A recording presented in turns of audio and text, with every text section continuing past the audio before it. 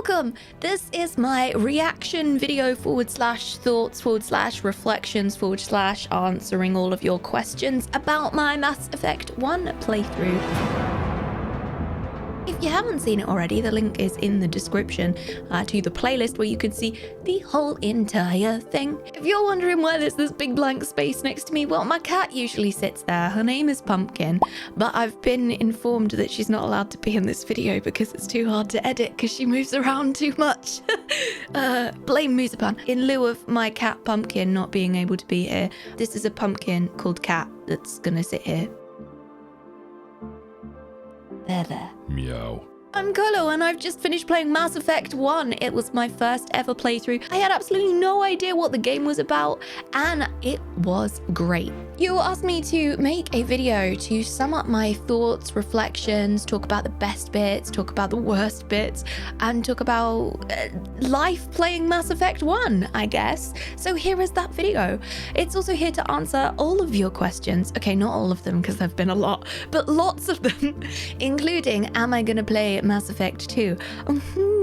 Stay tuned, I'll tell you all about when that is gonna happen. That's right, when! So, to kick us off, I'd just like to ask you to please bear in mind that this is just about Mass Effect 1. This is only my reflections on Mass Effect 1 because I am yet to play Mass Effect 2 onwards.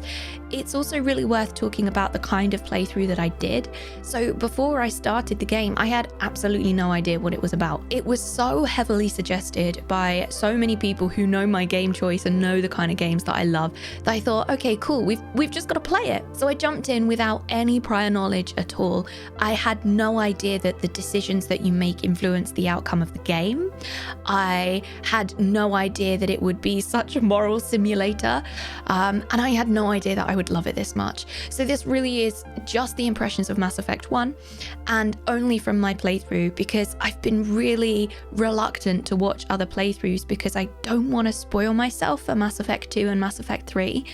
And while I'm understanding now that everybody's playthrough is slightly different, I think there might be some crossover in storylines, or I might learn things about characters that I'm not supposed to know yet in my playthrough. And this brings me to news about Mass Effect 2. Whoop, whoop. Is she gonna play it? Hell yeah, she's gonna play it. And the playthrough starts, drum roll please, Monday the 1st of November at 6 p.m. UK time. Maybe it's even Monday the 1st of November right now and I'm streaming Mass Effect. What are you waiting for? Come say hi. And I'm also playing it on Fridays, same time, 6 p.m. UK time. That's right, twice a week Mass Effect. And I cannot wait to get stuck in. Now, this will be a Twitch exclusive. This is not something that's going to come on to YouTube in its entirety. So the whole playthrough, the whole Let's Play playthrough won't come onto YouTube. But fret not, if you can't catch the streams live, you can still catch up on Twitch and we will link the playlist in the description.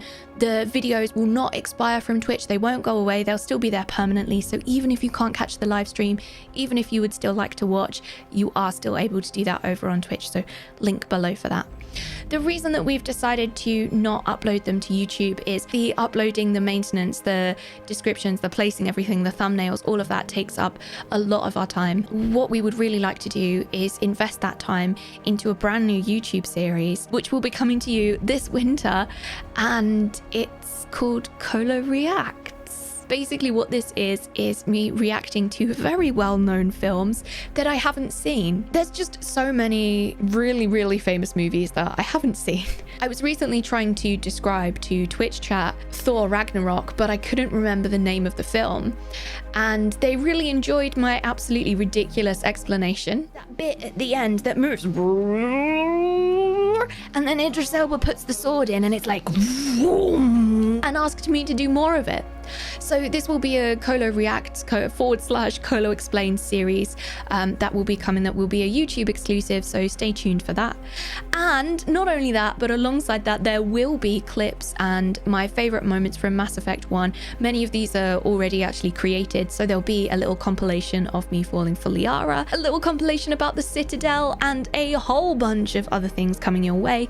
I'm sure we'll also be uploading little snippets from Mass Effect 2, but if you want to watch watch the playthrough in its entirety, you will have to hop over to Twitch. And as I say, the link is in the description. So I have a whole bunch of things to talk about, and I'm not even really sure where to start. I think the first thing is to say that I loved it.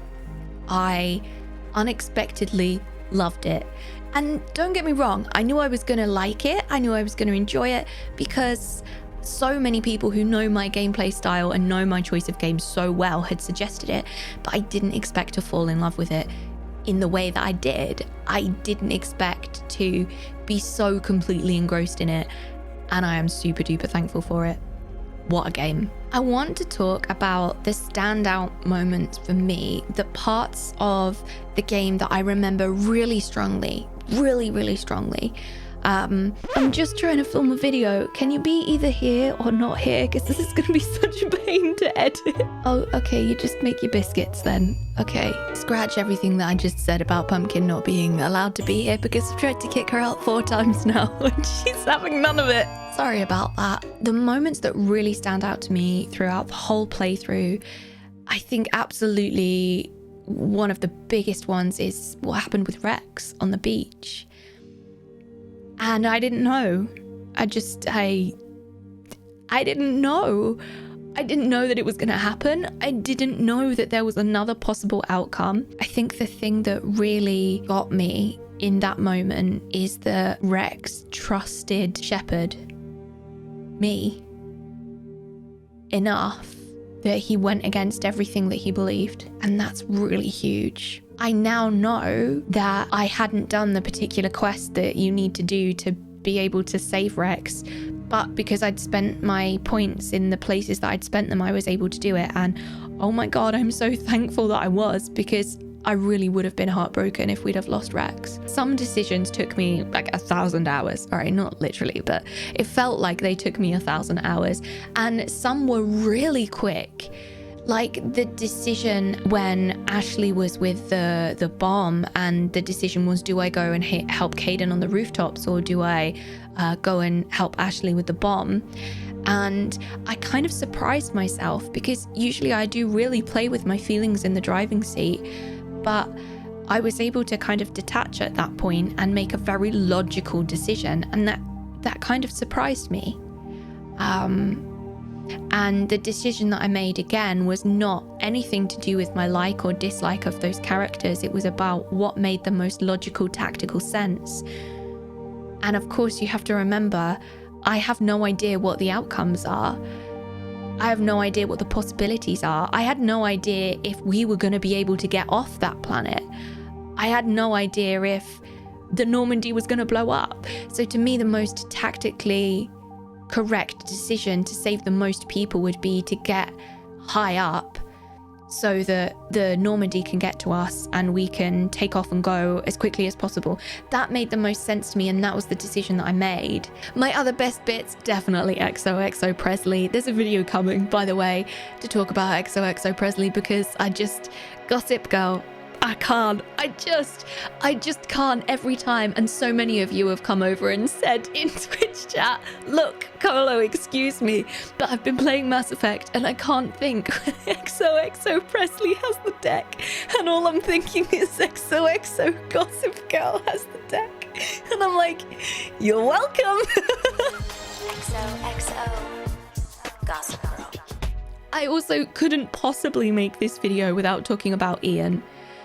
That hit me so hard, and I am so glad that we were able to save Ian and do that. And I'm just very relieved. I'm just so very relieved that Ian is there. I feel like I need to recap this more. I feel like I need to talk about that decision more, but we talked so much about it at the time that I feel like that's a self-contained thing there, and I think I'm going to leave the rest unsaid. All right, it's time. Let's talk about Liara. Pumpkin, should we talk about Liara? I think you're ready. I love her. I've never really been overly interested in romance options in games before. Like, that's definitely been secondary to me, but there is something so special about Liara. I love her awkwardness. I love her wisdom, despite the fact that she's apparently comparatively young. Unbelievable. And like her passion for her research and her knowledgeable and her sense of humor and her openness that she just doesn't know stuff about things. And she's just like, I don't know about that. I don't know about your culture. I don't know these things. And I think that's a really powerful thing that not enough people say. You know, I don't have enough information to be able to form an opinion on that. And I think there's something that I really value in that too. So I think she managed to bring the feels and also bring this kind of feelings with logic kind of mixed in together. And also, can we talk about the Joker? Oh my... Sorry to interrupt, Commander. God, Joker, why must you interrupt? Why must you Joker block us like that? That kiss was meant to happen. I'm telling you, it was meant to happen. It was meant to happen. The part that I found the hardest is the side quest in the Citadel, where there is a woman who recently lost her husband and she is pregnant with his child. And she's speaking to his brother and they are having an argument about their differences in opinion on testing the baby, considering that the baby may have a genetic condition. He was saying to her, you must do this with your child and your body. And she was saying, it's my choice. And I felt so angry that there was a man dictating how a woman should experience her pregnancy and how she should treat her body. And don't mistake me here, I absolutely understand that his perspective was best life for the baby and being able to nurture and care and look after the legacy of his brother. But I think it's often forgotten that it's a woman's body and a woman's choice, and it's not his choice. And I felt that decision in my soul. That's probably the best way to put it. It hit me hard and it visibly threw me off for the rest of the episode. And this is the episode where I had to say, I just can't do this today. It's really overwhelming. And that's not because I regretted my decision, but because it was so unexpected, and to manage that while live was really, really tricky. Sometimes games surprise you. And sometimes they surprise you and your reaction is something that you don't necessarily expect. I just think this game is tackling all of these huge issues under the guise of being just a game. And I want to champion that because I hope that it does to other people what it did to me, which is to not just solidify my opinions about the things that I feel strongly and passionately about, but also the things that maybe I hadn't formed an opinion on, or like I hadn't considered another perspective, and to be able to also see that. I count that as one of my favorite moments in the whole game. There were lots of comments from people who've played this game again and again, and also people who've never seen the game before, all saying that they really enjoyed the deep dives that we went into, the kind of complex discussions that this playthrough brought up, sharing our opinions and perspectives. And I can completely understand why so many people love this game, why so many people replay this game and love watching playthroughs of this game, because everyone is so different. And it kind of blew my mind about how massive and how endless the possibilities are in terms of what narrative you would get at different times. It's wild. So, Kolo, why are your comments turned off on your Mass Effect playthrough? Well, that's an interesting one. I originally didn't plan to have the comments disabled, but after I uploaded the first video, we were inundated by comments, some of which were spoilers or foreshadowing, some of which were overly critical, people who had hundreds or thousands of hours in the game, who were basing their opinion on what I'd done on their thousands of hours of knowledge of the game. What I was feeling after that first week of uploading it was really demotivated to play. And I remember the day before the second episode was due to air, I sat down and I read a whole bunch of comments that had already been purged of spoilers and so on and so forth. And there was still a lot of foreshadowing. There was an awful lot of gatekeeping and an awful lot of people just being rude. So I had this conversation with Moozipan, who works with me, who's editing this video and is our community manager, and I said, I'm not really sure what to do about this because I don't want to play anymore. You know, this is really, I was so excited to play the game tomorrow and now I'm not anymore, and I feel really deflated almost. And so we came to this decision that the best reason for both the use of our time, the fact that we couldn't leave it unmoderated, the fact that there were so many spoils that I would be effectively locked out of my own platform in terms of being able to communicate with people, that it was the best decision. I still stand by that decision, and I'm really pleased that we did it, because it really did allow me to continue to be true to the playthrough in the way that I wanted to. What I would like to say is a giant thank you to those of you who have left comments on the first episode, where comments are still enabled, and who have kept them spoiler, hint, help free, and who have said the most loveliest things that have really kind of spurred me on. And to hear that the playthrough has resonated with so many people is really beautiful. So thank you so much for sharing that with me. Also, thank you so much to everybody who has liked or disliked or shared the videos with the comments disabled.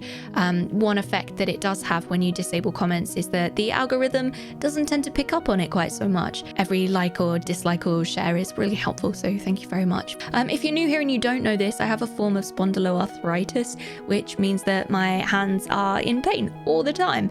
And I struggle to do things that most able-bodied people are able to do. For this game, I played using primarily my left hand, a couple of buttons on my right hand because my right hand is not as capable as my left, and several buttons on my left foot. So I was sniping with my foot. How close is too close? Asking for a friend.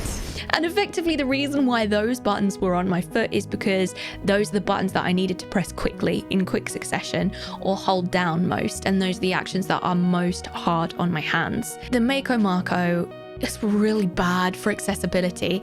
It's so hard to control. So hard to control, and it really needs a new look at. I've heard from many people that it was worse before the Legendary Edition, and I understand that many people have struggled with it regardless of accessibility needs, but really from an accessibility point of view, it was very hard to control. And I laughed about it, we joked about it, but it would be amazing if there was a possibility that that could be looked at and improved. But I hear that it has been, and that it was worse. Yeah. Also, from an accessibility point of view, I was really happy to see the different game mode options, and I was really pleased to see that there was an easier option. To be in a normal or harder difficulty mode would have made the game really inaccessible for me, and I wouldn't have been able to enjoy the story, just because the pain from having to hold down buttons and to have to do things again and again and again, and to put myself in a situation where I was in a lot of pain and unable to finish a story that I loved would have been really frustrating. So I am really thankful for that. I think one of the most beautiful things about this game, and one of the reasons why I found it so powerful, is because it manages to deal with these really huge, big, real-world topics in a very relatable but not identical way. I was left thinking a lot about tolerance and about differences and about the need to talk to and understand our fellow beings, be them alien species in a computer game, or be it somebody on the other side of the world. The overwhelming takeaway for me was, what are we fighting for? And to have that queried and to have that challenge at basically every single decision base, right? Are we fighting for this world where one race is represented more than others? Because that's one of the decisions that you have to make in Mass Effect. And we had so many conversations throughout the series about there being real world impact to the decisions. And I talked a lot about how, okay, I get it, it's a game, it doesn't make a difference. But realistically, it does. And this is real life stuff that it's touching on. And I really don't think that that's unintentional. It left me feeling really motivated to lift up and advocate and empower those people whose voices aren't as loud, and to do that as much in real life as I did in the game. And I think it takes a very special game to be able to push the boundaries of real life and fiction in such a powerful way, and I just can't wait to see where it goes next. I'm sure there's about 500 million things that I've lost out, but we have to cut it somewhere. I just want to say a massive thank you again, first and foremost, to my wonderful moderators who have made playing this possible and somehow managed to keep me hint, help and spoiler free throughout this entire playthrough. So huge shout out, they are the best. And when you come over on Twitch, please make sure that you thank the mods, because none of this would be possible without them. I also want to say a huge thank you to you for watching, for listening, for your lovely comments. It's amazing to see how much this game means to so many people. It's such a powerful, meaningful game, and I get it. I get it now. I get it now. I get why you all badgered me for years to play this, and I'm so glad that I finally did. I can't wait to start Mass Effect 2. I will see you for that at 6 p.m. UK time on Monday and Friday. And you know I'm going to be playing for weeks and weeks, so come say hi. I'll see you there. Also, according to ye old YouTube analytics, the majority of you who are watching aren't subscribed. So hey, if you want some more complete gingery nonsense, some more game stuff, some film reactions, some more cat ruining every single video, who am I kidding, she makes every video, then hit that subscribe button and come back and say hi sometime. That'd be pretty great. Also, if you come by and you see that I have bought some more plants, please don't judge me. It's part of who I am, and they will eventually take over the office, and I'm not sorry. Anyway, that's it. I'm going. Thank you so much for tuning in. I'll see you next time. Bye.